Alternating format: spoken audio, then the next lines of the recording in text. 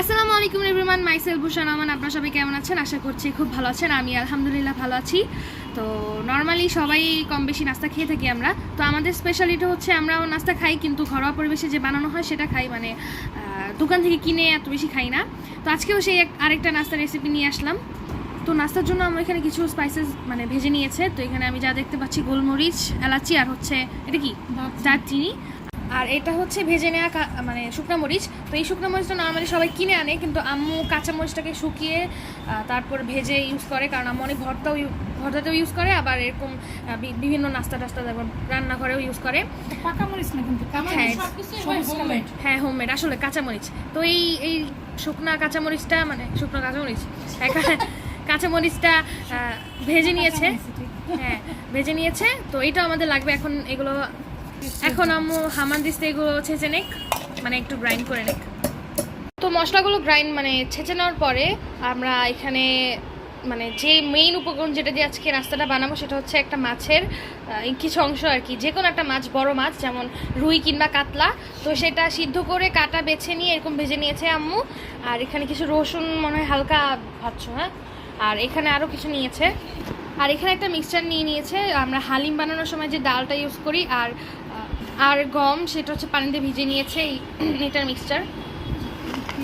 পেঁয়াজও নিয়ে নিয়েছে আম্মু। তো পেঁয়াজের পরিমাণটা একটু বেশি নিয়েছে, যেহেতু আমাদের মাছের পরিমাণটা একটু কম, তাই। তো এগুলো সব এখন ছেঁচে নিবে। তো রসুনটা আধা ভাঙা করবে, যাতে মানে কি হ্যাঁ একদম মিহিন না হয়। তো মিক্সচারটা মাখা শেষ। এখানে আম্মু আলাদাভাবে আদা পেস্টটা ইউজ করেছিল। তো সবগুলো উপকরণ একসাথে মেখে নিয়েছে, আমি আর ভিডিও করিনি। এখন আর কিছু করবে না, জাস্ট ব্রেড গ্রাম দিয়ে কোর করে তারপরে মানে আম্মুর ইচ্ছা মতো শেপে ভেজে ফেলবে। তো আমরা ফিশ কাবাবের সাথে আজকে রুটি পরোটা খাবো, এর জন্য খামিটা মেখে নিয়েছে। তো এই খামিটা যে বানিয়েছি আটা দিয়ে, সেটা হচ্ছে আমরা নিজেদের বাসা থেকে গম নিয়ে তারপর ভাঙিয়ে সেটা দিয়ে বানিয়েছি। তো এটাই আর কি, এটার স্পেশালিটি। তো আম্মু এখন রুটি বানিয়ে নেক। তো মেখে রাখা যে কাবাবের মিক্সচারটা ছিল সেটাকে আম্মু ব্রেড গ্রাম দিয়ে কোটিং করে নিয়েছে। এই তো এই কাবাবের সাথে আমি বলেছিলাম যে রুটি পরোটা দিয়ে খাবো। তো এখানে আম্মুর পরোটা রুটি ভেজে নিয়েছে। তো এখানে পরোটা আম্মু দুটা বানিয়েছে আর বাকিগুলো রুটি বানিয়েছে, কারণ তেলের জিনিস তো আবার কেন মানে আবার পরোটা বানাবো।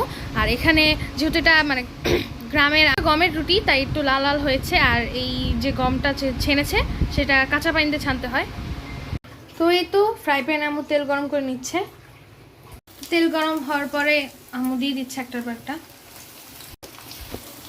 হ্যাঁ আম্মু একটু লাল লাল হওয়ার পরে উল্টিয়ে দিচ্ছে।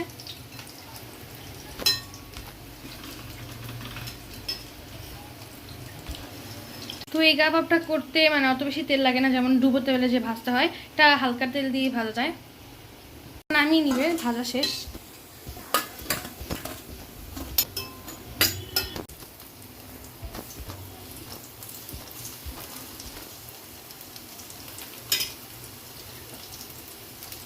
তো এই তো সবগুলো কাবাব ভেজে নিয়ে আসে, সবগুলো না মানে কিছুটা কাবাব ভেজে নিয়েছি। তো এগুলো তো ব্রেড গ্রাম দিয়ে ভেজে নিয়েছে, আর কিছু অংশ মানে ব্রেড গ্রাম ছাড়া ভাজছে ওখানে, আর আমি এখানে ভিডিও করছি। আর এই তো রুটি, তখন এটা দিয়ে এনজয় করবো। তো দাদা যেহেতু আজকে একটা ক্লাস ছিল, ওই জন্য তাদের চলে আসছে, তাই দাদা আমার সাথে এনজয় করতে পারবে। কিন্তু আনফর্চুনেটলি দিদির মানে কোচিং থাকায় ও চলে গিয়েছে পড়তে, ও পরে খাবে এসে, আর আমরা এখন এই খাবো। এর মধ্যে ভিডিও করতে করতে দেখলাম যে আম্মু ভেজে নিয়েছে ব্রেড গ্রাম ছাড়াগুলো। তো এরকম দেখতে হয় কি, খেতে সেমই আর কি, জাস্ট একটা কোটিংয়ের একটা মানে আলাদা জিনিস। তো দুইটাই টেস্ট করে দেখবো যে কেমন লাগে। এই তো আজকে ভিডিও এই পর্যন্তই, সন্ধ্যায় নাস্তা। তো আশা করি সবাই মানে এনজয় করবেন। তো সবাই ভালো থাকবেন, সুস্থ থাকবেন এবং আমার জন্য দোয়া করবেন। And always remember think positive to stay strong. আল্লাহ হাফেজ। এখন আমি কি করবো, দাদাকে দিব। দাদা ল্যাপটপে কাজ করছে।